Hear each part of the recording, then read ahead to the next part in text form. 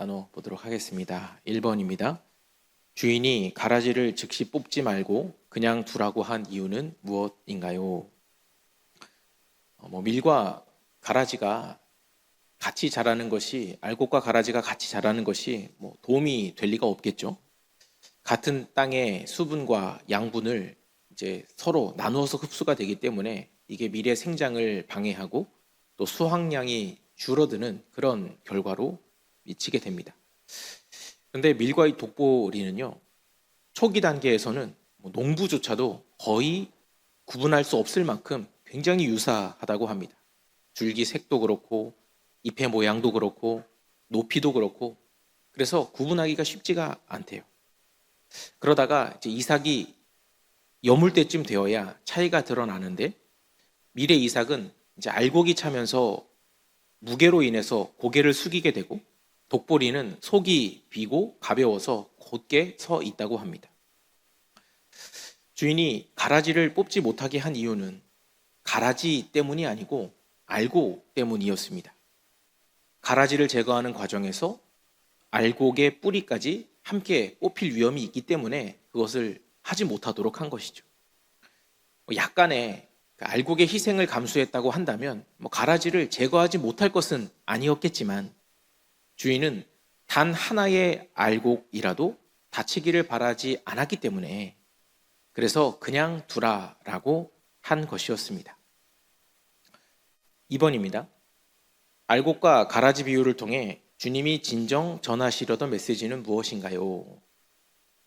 예수님께서 이 땅에 오셔서 하신 두 가지 사역이 있습니다. 크게 보면 첫 번째는 십자가를 통한 구속 사역이었고, 두 번째는 하나님의 나라를 선포하신, 가르치신 사역이었습니다. 하나님의 나라는 당시 유대인들이 가지고 있었던 정치적이고 아주 실질적인 제국 건설이 아니라 전혀 다른 방식의 나라였습니다. 예수님이 가르치신 하나님 나라는 전혀 다른 가치를 가진 방식의 나라였다라는 거죠. 그것은 하나님의 통치가 그 예수 믿는 사람들의 삶 가운데, 하나님 나라 백성의 삶 가운데 임한 삶의 현실을 의미하는 것이었습니다. 그래서 이 새로운 방식의 나라를 설명하시기 위해서 여러 가지 비유들을 말씀하시는데, 그게 마태복음 13장에 쭉 열거가 돼요. 오늘 이 알곡과 가라지 비유는 이제 앞뒤로, 앞에는 옥토 비유가, 뒤에는 겨자씨 비유가 있었다고 했는데요. 옥토 비유는 전에도 한번 살폈던 것처럼 옥토는 복음을 받아들이고 주님을 주인으로 인정한 이들, 이 옥토다라고 했습니다.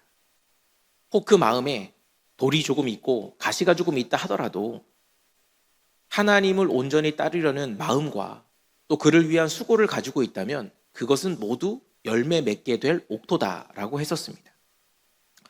그리고 겨자씨 비유는 하나님 나라의 성장에 대한 비유인데, 겨자씨는 아주 작고 하찮아 보이는 씨이지만 한번 땅에 뿌려진 이상, 심기워진 이상 반드시 자라나서 온 세상을 품을 나라로 완성된다라는 것이 이 비유의 핵심이었습니다. 그래서 이 앞뒤에 있는 비유들의 결론이 뭐냐 하면, 하나님의 나라는 비록 지금은 너무 작고 아무것도 아닌 것처럼 보일 수 있지만 그것은 분명히 시작되었고 반드시 완성될, 그렇게 되기로 결정된 하나님의 역사이다라는 겁니다.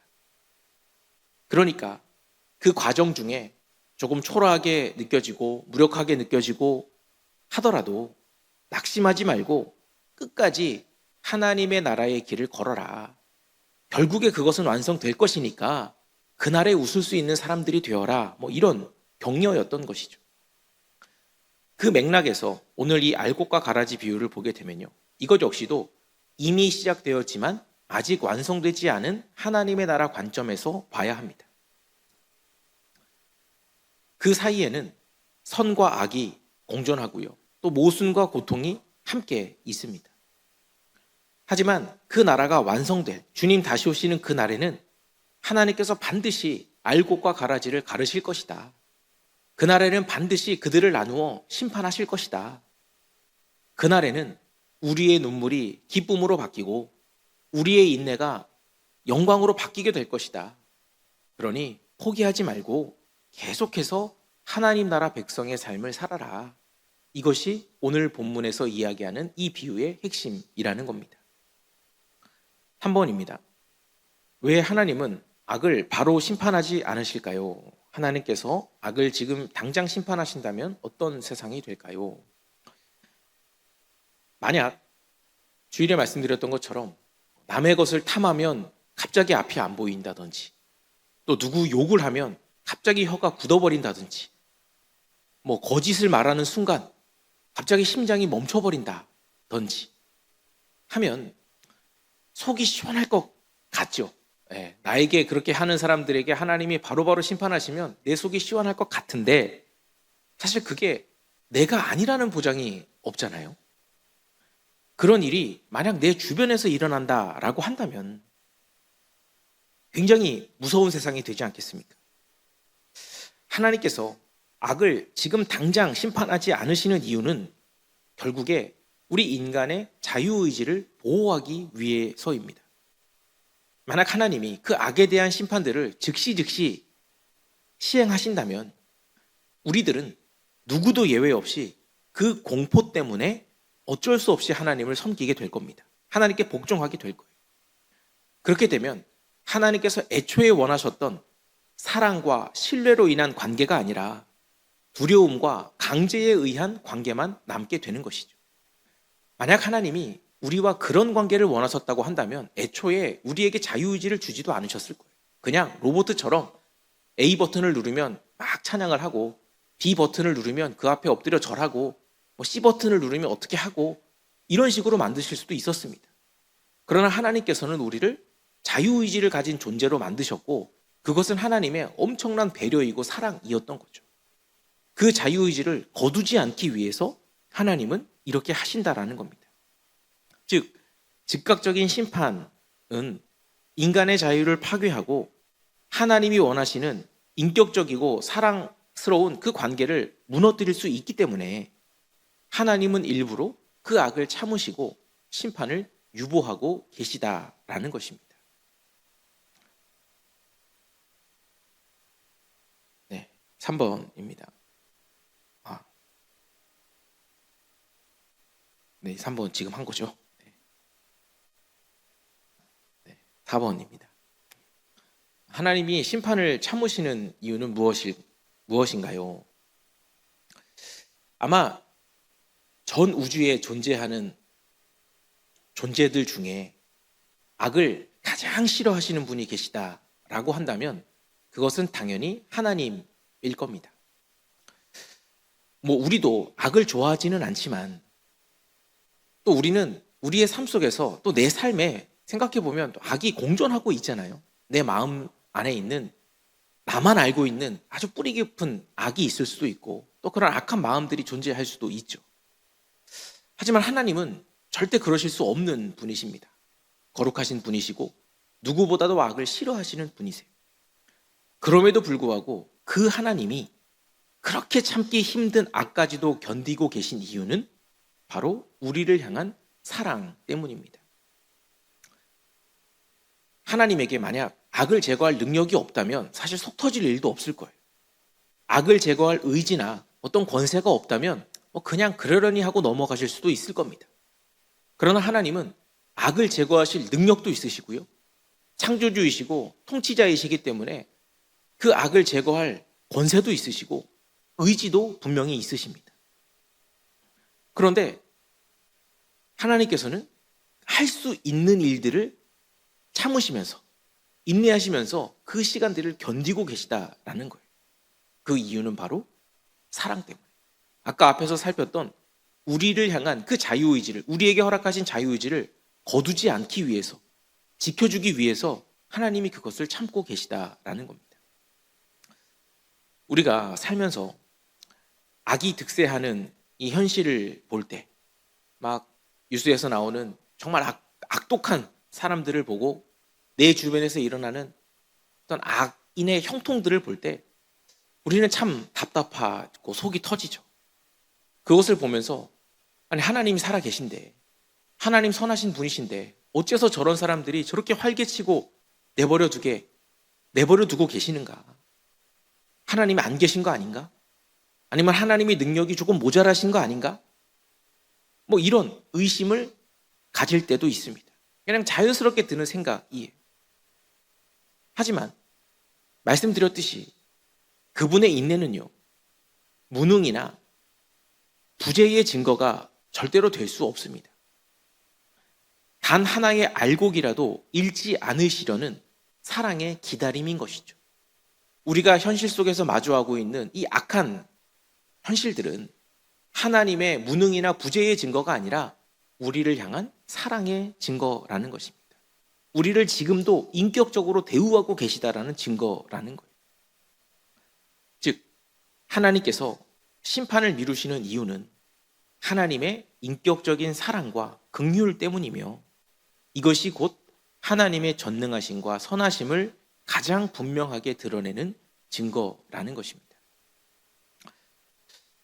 여기서 조금 더 나아가면 우리가 그런 악한 현실을 바라보며 우리가 속 터져하고 어떻게 이럴 수가 있느냐 하는 것이 그냥 단순히 우리가 참고 견디자, 끝날 때 주님 오시는 그날까지 어쩔 수 없으니까 우리 참자, 여기서 끝나면 안 되고요. 저는 우리 주변의 현실들을 바로잡기 위해서 우리가 할 수 있는 일들을 해나가는 것이 하나님 나라 백성이라고 생각합니다. 제가 전에도 한번 말씀드렸지만 하나님의 나라는 이미 시작되었고 진행되고 있잖아요. 그 하나님이 이 세상을 다스리고 계신다라는 것은 세상 사람들은 모릅니다. 안 믿으니까. 하지만 우리는 알잖아요.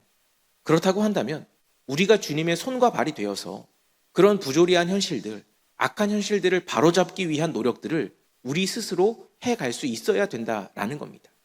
뭐 당장에 가서 그 사람을 뭐 법의 제도를 벗어나서 심판하자, 뭐 이런 말씀을 드리는 것이 아니고요. 내 주변에서 내가 할 수 있는 일들, 도움, 뭐 어떤 구조적인 변화 이런 것들을 위한 나의 노력들을 해가야 한다. 그런 것들을 동시에 해갈 수 있어야 된다. 그래서 이 세상 가운데 하나님의 통치가 있다라는 것을 세상에 보여줘야 하는 역할들이 우리에게 주어져 있다. 이렇게 적용해 보면 더 좋을 것 같습니다. 5번입니다.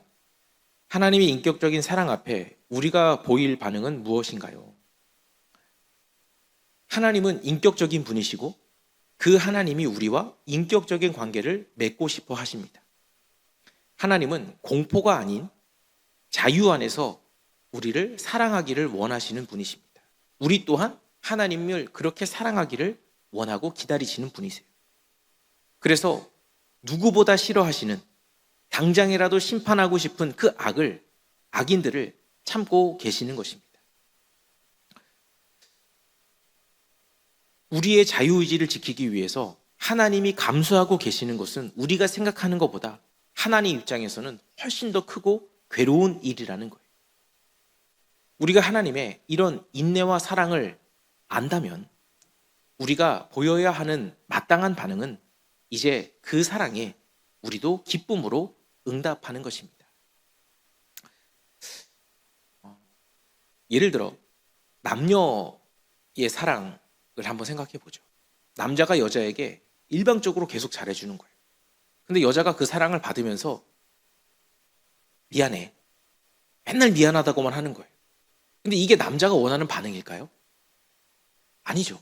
남자가 원하는 반응은 뭡니까? 내가 사랑해준 만큼 그 여자도 그 사랑을 알고 그 여자도 나를 사랑해주기를 바라는 거잖아요. 미안해, 어쩔 수 없어, 나는 원래 그런 사람이야, 이런 반응을 원하는 건 절대로 아니죠. 하나님께서 우리에게 바라시는 것도 결국에는 저는 그런 거라고 생각을 합니다. 우리가 하나님의 사랑을 알고 깨닫게 되면 이제 우리도 그 사랑에 반응하여 하나님을 사랑하게 되는 것이죠. 그래서 복음이라는 것은 이걸 하면 안 돼, 저렇게 해야 돼, 이걸 해야 돼, 이런 식으로 해서 안 그러면 벌 받을 거야, 그런 식으로 해서 우리의 마음을 굴복시키는 것이 아니라 하나님의 사랑을 알면 우리가 변한다. 그래서 그 하나님의 사랑을 알아라, 그를 통한 변화를 말하는 것이 바로 복음의 방식입니다. 그래서 그 사랑, 하나님께서 우리에게 당신의 사랑을 설명하시는 것은 결국 우리가 하나님의 사랑을 알고 그 사랑에 반응하여 우리도 하나님을 사랑하게 되는 것이라는 겁니다. 즉 주님이 주신 그 자유의지, 주님께서 그렇게 힘들게 버티면서 그러니까 지켜주신 우리의 자유의지를 가지고 이제 기쁨으로 하나님을 선택하고 하나님을 사랑하는 겁니다. 그분의 인내를 기억하면서 이 세상 속에서 하나님의 손과 발 되어 주님의 그 사랑과 정의들을 회복시켜가는 그런 삶을 살아가는 겁니다. 이것이 하나님의 인격적인 사랑 앞에 우리 인간들이 마땅히 보여야 할 삶의 모습이고 신앙의 반응이라는 겁니다. 그것을 통해 하나님과의 관계가 더욱더 깊어지게 되고 그 관계 속에서 우리는 더욱더 풍성한 주님의 은혜와 사랑을 경험하게 될 것입니다. 그래서 우리가 지금 큰 그림에서 보면 거듭남에 대해서 처음에 살폈고 그 거듭남의 유익이 뭐냐? 거듭남의 유익은 하나님과 인격적인 관계를 맺는 것이다 라고 했었고, 그래서 그 인격적인 관계의 핵심은 하나님이 우리를 사랑하신다. 그 사랑의 일환으로 하나님이 오늘 말씀에서는 하나님이 우리의 자유의지를 지켜주시고 우리와 기계적인 관계가 아니라 인격적인 관계를 맺기 위해서 이 일을 지금도 하고 계시다 라는 그런 내용들을 지금까지 살폈습니다. 그래서 이런 큰 그림도 같이 한번 고려하셔서 오늘 이 비유를 또 오늘 말씀을 같이 묵상해 주시고 나눠 주시면 참 좋겠습니다.